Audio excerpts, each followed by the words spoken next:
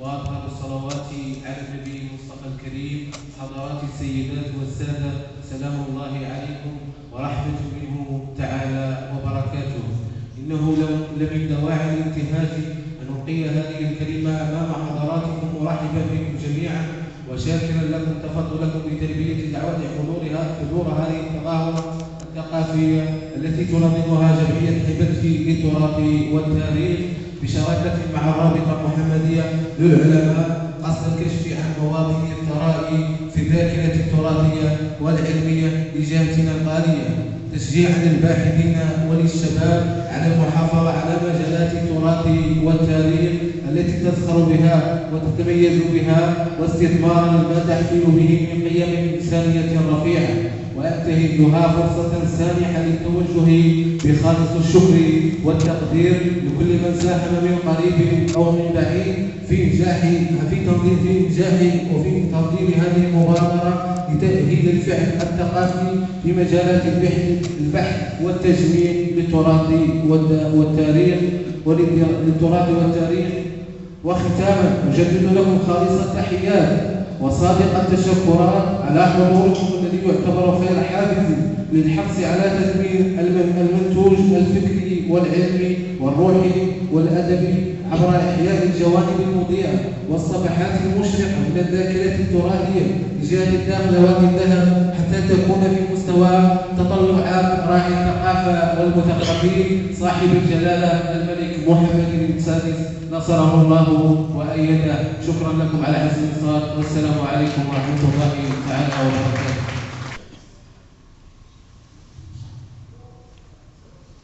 أخاطب كلا باسمه واسمه ولا أحتاج إلى التفصيل، لأن من أشاهدهم هم أبناء شيخنا ووالدنا حقيقة لا حبا، لأنهم أحبابه وأقاربه ومحبوه ومن يلتقون معه في المنطلق والهدف. لذلك وأعتذر بنفسي عن من لم يحضر، لأن لكل ظروفه، وخير سلوك هو الإنصاف. ولكن في هذا الجمع، وإن كان عدده ليس بالكثير، لكنه في معناه كثير جدا وكثير وفيه كل البركات. وأشكر الإخوان في المنابر الإعلامية على تهافتهم على تغطية هذه المبادرة، وأعتبرها خدمة محترمة معتبرة، فلهم خالص الشكر وجميل الامتنان. وأرحب بالسيد مندوب وزير الثقافة الذي الكثير منكم لم يعرفه بعد، وهو السيد الفاضل سليل سلسلة الأفاضل الذي نتمنى إن شاء الله أن يكون بيننا في أكثر من نشاط ومناسبة، فله ترحيب خاص، لأنه عاد إلى أصله، عاد إلى وادي الذهب، إلى الداخلة، وهو ابن الداخلة حقيقة، فأهلا وسهلا به. هذا يعني. وقبل أن أدخل في موضوع المداخلة أو المحاضرة، أقول حقيقة أن الأستاذ العاد حقيقة يخجلنا كثيرا ويخجل كل من يخاطبه، لأن فائض أدبه ودماثة أخلاقه ورجاحة عقله وبلاغة منطقه تجعلنا نخجل أمامه، فهو ندوة في حد ذاته ويعطي للألفاظ معنى وببلا، فأرجو له طول العمر وعلو الدرجات عند الله وعند الناس. بسم الله الرحمن الرحيم، وصلى الله على سيدنا محمد وعلى آله وصحبه وسلم تسليما كثيرا.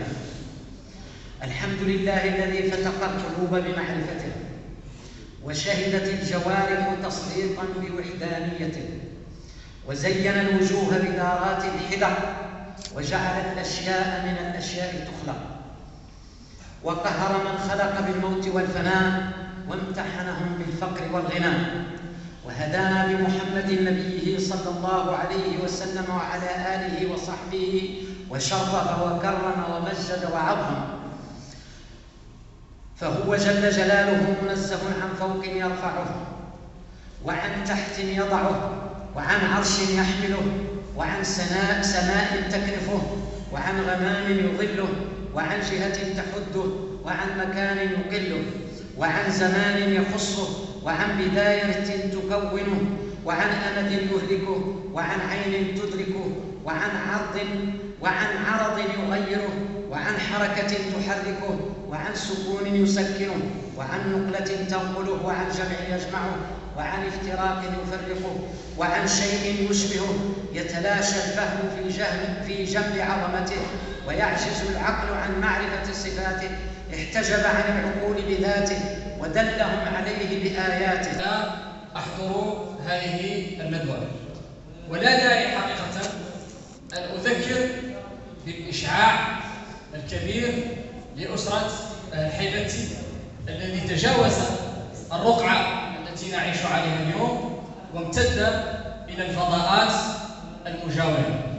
النقطة التي تستأثر اهتمامي أنا شخصيا هي أن مدرسة الأستاذ حيبتي هي مدرسة العباقرة.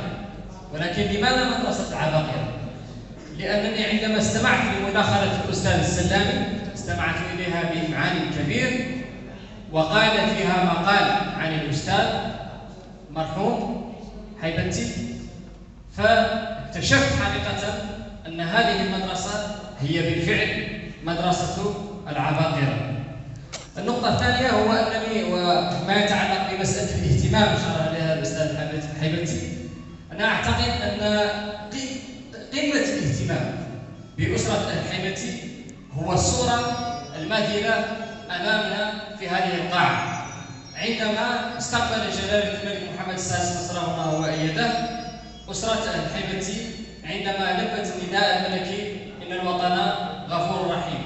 وأنا لازلت أتذكر حقيقة البيان الصادر عن الديوان الملكي عقب هذه الزيارة، والعبارات القوية والعبارات الثمينة التي جاءت في هذا البيان بالثناء على الأستاذ رحمه الله وعلى مجهوده العلمي في الآخر. وطبعا كنرحبوا بالاستاذ ديالنا الكبير السي سيداتي السلامي والاخ ممثل الرابطه المحمديه، وطبعا الناس ديال الجمعيه راهم ديال.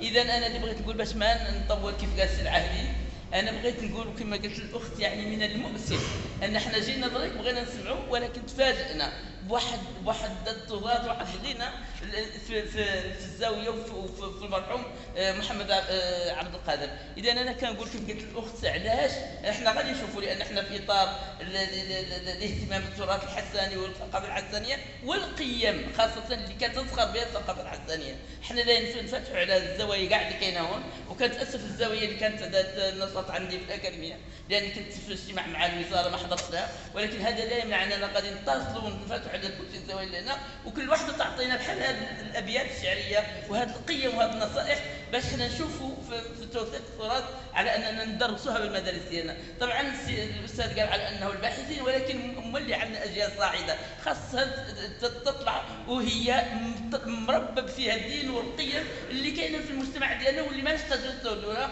من برا. اذا ان شاء الله غادي نفتحوا على الابواب مع هذه الجمعيات والشراكه ان شاء الله، وان شاء الله نلحقوا هذه الاشياء للاطفال ديالنا في المدارس باش يطلعوا يعني متشبعين بهذه القيم الغنيه جدا اللي كنعتمد على الدين الاسلامي وعلى التسامح والسلام وكل شيء. شكرا.